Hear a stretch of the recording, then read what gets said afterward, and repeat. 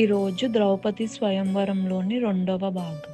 యుధిష్ఠరుడు, నకులుడు, సహదేవుడు ఇంటికి వెళ్ళిపోతాడు. ఈ విషయాన్ని వాళ్ళ అమ్మకి ఎంత తొందరగా వీలైతే అంత తొందరగా చెప్పాలి అని ఆనందంతో. భీముడు అర్జునుడి దగ్గరే ఉంటారు. క్షత్రియుల వలన అర్జునుడికి ఏదైనా కీడు రావచ్చు ఏమో అనేసి. భీముడు అనుకున్నట్టుగానే అక్కడ గొడవలు మొదలవుతాయి. అసలు ఒక బ్రాహ్మణుడు స్వయంవరంలో ఒక యువరాణిని ఎలా గెలుచుకోగలుగుతారు? ఆవిడ్ని ఆయన ఎలా పెళ్లి చేసుకోగలుగుతారు? దీన్ని మనం అడ్డుకోవాలి. ఈ పెళ్లి అస్సలు జరగకూడదు. మనం స్వయంవరాన్ని కాపాడాలి అని చెప్తారు. అలాగా ఇంకా వాళ్ళ మధ్యన గొడవలు మొదలవుతాయి. ఇంకా భీముడు వాళ్ళతో పోరాటం మొదలు పెడతారు. అర్జునుడు కూడా దానికి సిద్ధపడతారు. అలా ఇంకా చాలాసేపు వాళ్ళ ఇరువురి మధ్యన పోరాటం జరుగుతూ ఉంటది. కర్ణుడు ఇంకా కొంతమంది రాజులతో భీముడికి మరియు అర్జునుడికి.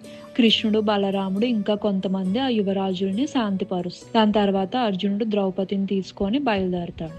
భీముడికి అర్జునుడికి తెలియకుండా ద్రుపదరాజు వాళ్ళ కొడుకు వాళ్ళ వెనక వస్తా ఉంటారు. అప్పుడు ఆయన అక్కడ ఉన్నదంతా చూస్తారు. దాని తర్వాత ఇంకా ఆయన ఆశ్చర్యంతో ఆయన రాజ్యానికి వెళ్లి వాళ్ళ నాన్న ద్రుపదరాజుతో రహస్యంగా ఇలా అంటాడు: నాన్న, నాకు తెలిసి వాళ్ళు పాండవులే అనుకుంటా, ఎందుకంటే వాళ్ళు 5 ఉన్నారు, వాళ్ళతో పాటు కుంతీదేవి కూడా ఉన్నారు అని చెప్తాడు. ద్రుపదరాజు కుంతీదేవి మరియు పాండవుల్ని ఆయన రాజ్యానికి ఆహ్వానిస్తారు. యుధిష్ఠరుడు ద్రుపదరాజుతో చెప్తాడు: మేము పాండవులం అని చెప్పి ద్రౌపదిని మేము 5 పెళ్లి చేసుకోవాలని అనుకుంటున్నాం అని చెప్తారు. అది విన్నాక ద్రుపదరాజు వాళ్ళ పాండవులు అన్న విషయానికి సంతోషించి 5 కలిసి ద్రౌపదిని ఎలా పెళ్లి చేసుకుంటారు అని ఆశ్చర్యపోతాడు. ద్రుపదరాజు దానికి అంగీకరించారు. అసలు ఈ ఆలోచన మీకు ఎలా వచ్చింది?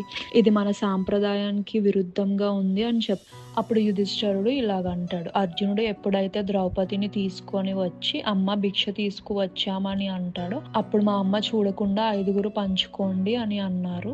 అలాగే వేదవ్యాస వాళ్ళ దగ్గరికి వచ్చి ఏదైతే చెప్పారో అది కూడా చెప్తారు. పూర్వం ఒక అమ్మాయి ఉండేది. ఆవిడ పూర్వజన్మ కర్మల వల్ల ఆవిడకి పెళ్లి కాదు.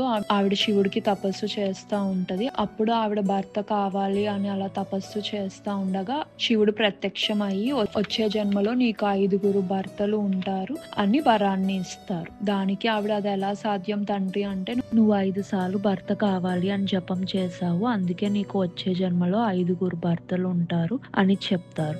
ఆ మాటలు వ్యాస మహర్షి యుధిష్ఠరుడితో చెప్తారు. ఆవిడే ఈ జన్మలో ద్రౌపది, మీ 5 ఆవిడ్ని కళ్యాణం ఆడతారు అని.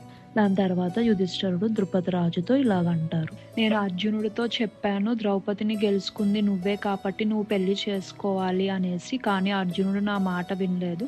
అమ్మ చెప్పిన మాట ప్రకారం మనం 5 ద్రౌపదిని పెళ్లి చేసుకోవాలి అని అర్జునుడు అన్నాడు అని అంటారు యుధిష్ఠరుడు. ఇంకా వ్యాస మహర్షి చెప్పిన మాటలు గుర్తు వచ్చి మేము కూడా ద్రౌపదిని పెళ్లాడడానికి ఒప్పుకున్నాము అని చెప్తాడు. వ్యాస మహర్షి కూడా ద్రుపదరాజుతో మాట్లాడతారు. ఇంకా ఆఖరికి ద్రుపదరాజు సరే అని పెళ్లికి అంగీకరిస్తారు. అలా ద్రౌపదికి పాండవులకి వైభవంగా ద్రుపద రాజ్యంలో కళ్యాణం జరుగుతుంది. ఈ రోజు అధ్యాయం గురించి మీరు ఏమనుకున్నారో కమెంట్ సెక్షన్ లో తెలియపరచండి.